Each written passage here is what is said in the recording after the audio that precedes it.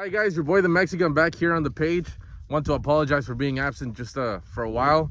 I've been pretty busy with school, but it's gonna be calm for a while, so I'm gonna be making content again here more often. In this video, what I want to address is transitioning from primary weapon system, in this case a rifle or pistol like the ATF wants to call them, to your secondary, which is going to be your handgun. And so what I want to address is that there's different ways of transitioning, but really what I want to touch on is a little technique that my buddy who's in the border patrol, who I thank for his service, he knows who he is, he showed me this way that he learned at the academy, and I thought it was pretty interesting showing it to you guys. Let me explain it first. So you're going to take that shot with your primary weapon system, in this case this rifle, right? And then what you're going to do is transition, but you're going to transition at the same time you're flipping your rifle down to your knees like that. And then you start drawing your weapon, your secondary weapon system, which is going to be your pistol.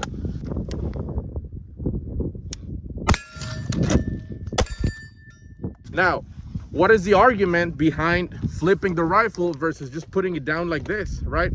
Well, the argument is that when you have your rifle slinged, which should be always, right? When you're flipping the rifle like this, it's taking up the slack of your sling, and therefore once you transition, if you can see right here, my rifle is really not moving much, right? And so once you transition to your pistol, if you have it moving around, it can actually disrupt your sight picture once you transition to your secondary weapon system.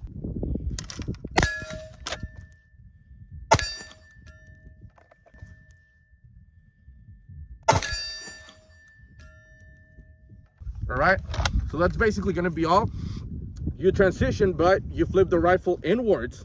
Your ejection port, in this case of this gun, it's going to be facing towards your body like this. All right, and then you transition to this weapon system. All right, so we're going to demonstrate both transitioning with the ejection port facing you, and then transitioning the usual way like this. And as you can see, it has more room for moving. But when you do it this way, it's really taking up the slack and it moves with you.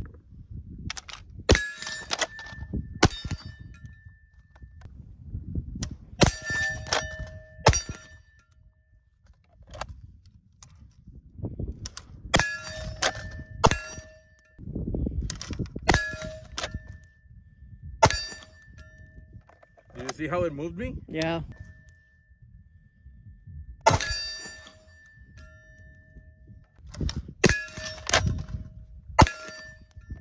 So as you guys see, when you transition and you sling the rifle with the ejection port facing you, I don't even need to put a timer on here.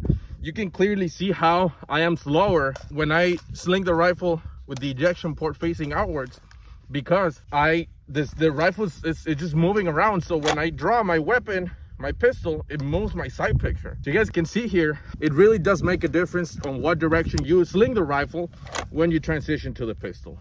There's a quick tip for you guys, something like I said that I learned from my buddy who went to who's border patrol and learned this in the border patrol academy.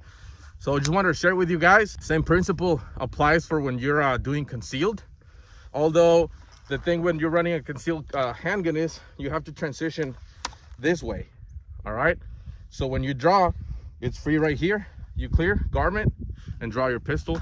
But same thing, you transition with the ejection port facing inwards. That way the slack of your sling is being taken up right here.